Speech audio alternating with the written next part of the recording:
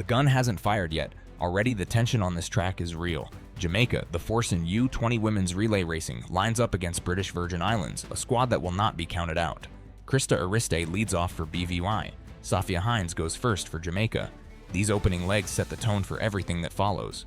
4 runners per team, 4 exchanges to nail. The baton cannot drop. The legs cannot fade. One bad handoff and it's over. Monique Safia Hinds, Jamaica, lane 3.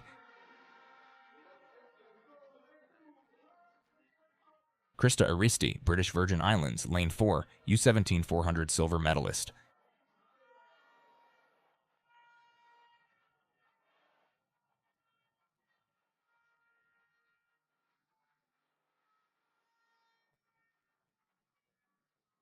Ariste looks locked in, composed, every muscle coiled, a runner who knows exactly what she came here to do.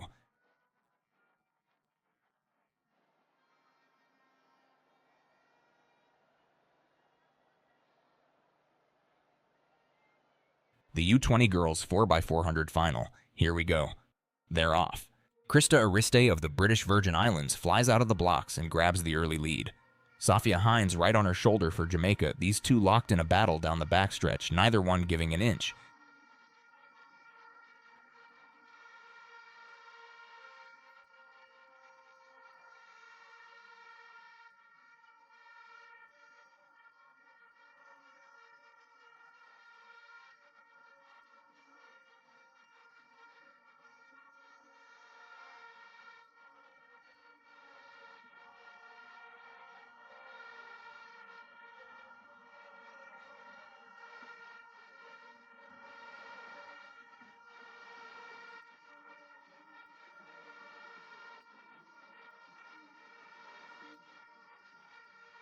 BVI holds the lead out of that first exchange, but here comes Monique MacKanap for Jamaica. She's grinding, she's pushing, and she edges ahead in the closing stages. Jamaica seizes control with a determined second leg.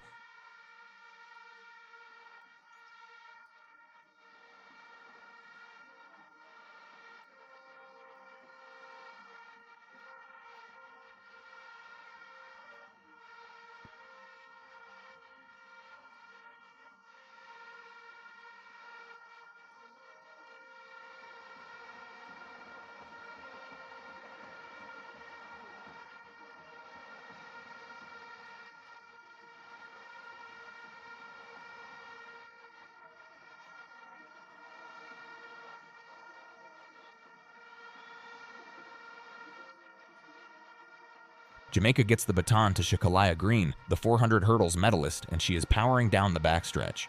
The lead grows with every stride. British Virgin Islands hanging on in second, but Green is pulling away fast.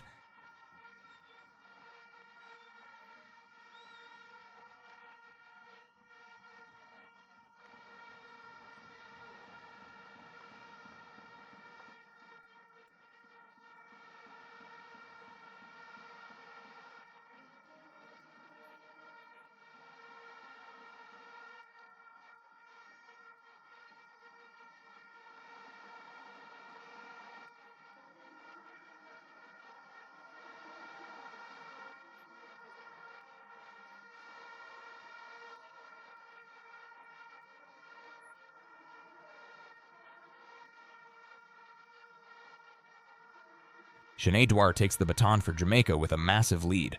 This is her moment, her final leg at Carifta, and she's running free. BVI well back in second.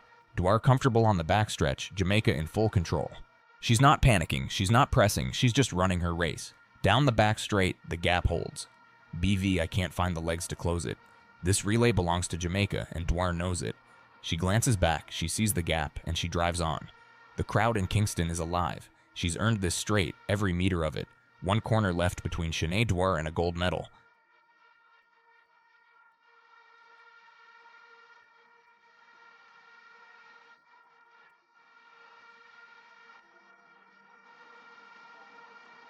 Dwar turns for home and she glides down the straight. Nobody is catching her. Jamaica wins gold. 3 minutes, 31.85 on the clock. Shanae Dwar, arms wide open. Pure joy. Jamaica takes gold at Carifta. This team delivered from the first leg to the last. teammates and coaches flooding in, pure emotion on the track. The scoreboard reads 331.85 for Jamaica. British Virgin Islands take silver, gold for the Jamaican squad. The Jamaican flag goes up, a relay to remember for these young women. MacKanap's surge on that second leg, that's where Jamaica won it. MacKanap's second leg. That's where this race was decided, and it wasn't close to the finish line when it happened. British Virgin Islands came out of the first exchange with the lead. Krista Ariste had run a strong opening leg, held her position through the backstretch, and gave BV something real to work with. At the U20 level, that kind of composed front running from a teenager is genuinely hard to execute. You're running in a stagger, you can't always see your competitors, and the temptation to go out too fast in the first 200 meters has broken plenty of promising young relay legs before. Ariste didn't make that mistake. She ran controlled, ran smart, and handed off with BVY in front. That's a good first leg. The problem was what came next. Jamaica had Monique MacKanap waiting, and MacKanap had a different gear. She closed the gap methodically, moved ahead in the closing stages of her leg, and handed off to Shakeliah Green with Jamaica in front. The race was effectively settled at that moment. Not at the line, not when Shanae Dwar opened her arms in celebration. It was settled when MacKanap drove off that second curve and BVI couldn't respond. Green extended the lead on the third leg. Dwar managed it home on the anchor, but the margin that mattered was created by MacKanap. In the middle of the race, when the crowd noise builds and the tactical picture sharpens and you find out who actually has a second gear, that's the structural reality of relay racing at this level. A strong first leg is an asset, but it's only an asset if your second runner can protect it. BVI couldn't. Jamaica could. The gap between those two outcomes at the U20 level in the Caribbean comes down to depth. Jamaica has it. Most federations in this region don't. Green's third leg deserves specific analysis. She comes from a 400 hurdles background, and that showed in how she ran the leg. Hurdles athletes develop a particular kind of pacing discipline. The flat 400 is a controlled sprint to destruction. The 400 hurdles demand something more structured because you have to manage your stride pattern across 10 barriers, which means you cannot afford to die in the third 100 meters the way some flat runners do. That technical background gives you a more even distribution of effort across the full lap. Green didn't just hold Jamaica's lead on the third leg, she grew it. Running with a cushion can actually make a race harder psychologically because the temptation is to relax, to bank the lead rather than build it. Green didn't relax. She ran the leg the way you run when you're trying to win by more, not trying to survive with what you have. That's a mature approach for an athlete at this age and stage. Dwar on the anchor had a lead large enough that her main job was not to make a mistake. She didn't. She ran a clean, confident leg, glided down the home straight, and crossed the line with the kind of composure you want from an anchor runner. Arms wide at the tape. That image belongs to her, but the race was already won. On the BVI side, Ariste is the name that carries forward from this result. U17 silver in the 400, now running the opening leg of a relay final at the U20 championships and putting her team into position to compete for a medal. She's not a secondary figure in this story. The gap that opened on the second leg wasn't her responsibility. She executed her job.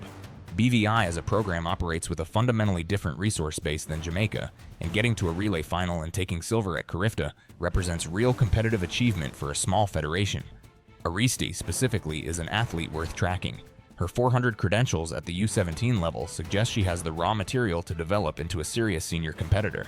Whether that happens depends on the support structure around her over the next few years. Jamaica's relay program at the junior level has produced consistent results over a long period.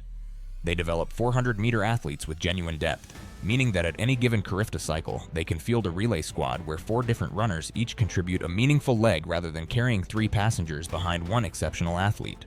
A time of 3:31.85 reflects exactly that kind of collective performance. Hinds on the opening leg set the table. MacKanap made the decisive move. Green built the cushion. Dwar closed it out. 4 distinct contributions, 4 runners who each did their specific job, 1 coherent result. That's harder to build than it looks, and Jamaica builds it cycle after cycle. Where does 3:31.85 sit historically at this level? Without a full picture of Carifta records and historical winning times in front of us, the honest answer is that it's a serious mark for U20 relay competition in the Caribbean region. It's the kind of time that suggests a squad running close to their collective ceiling on the day, not a comfortable jog to gold. For context, U20 relay times don't always travel well to global competition, where the depth of field at events like the World Athletics U20 Championships brings in European, African, and North American squads that run on different development pipelines. But within the Carifta context, 3:31.85 is a performance with genuine substance behind it. What comes next for these 4 athletes individually is the harder question, and it's the one that actually matters for the long term. The transition from U20 regional competition to senior global competition has ended more promising careers than any injury or performance plateau.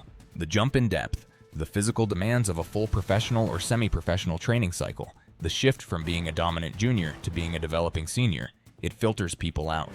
MacKanap's ability to respond under race pressure, to close a gap in the middle of a competitive relay leg, is the kind of quality that transfers to senior competition if the physical development follows. Green's technical background in the hurdles gives her a skill set that tends to age well. Dwar showed composure in the moment that matters most. The scoreboard reads 331.85. The Jamaican flag goes up. And somewhere in the analysis of how MacKanap ran that second leg is the real story of why.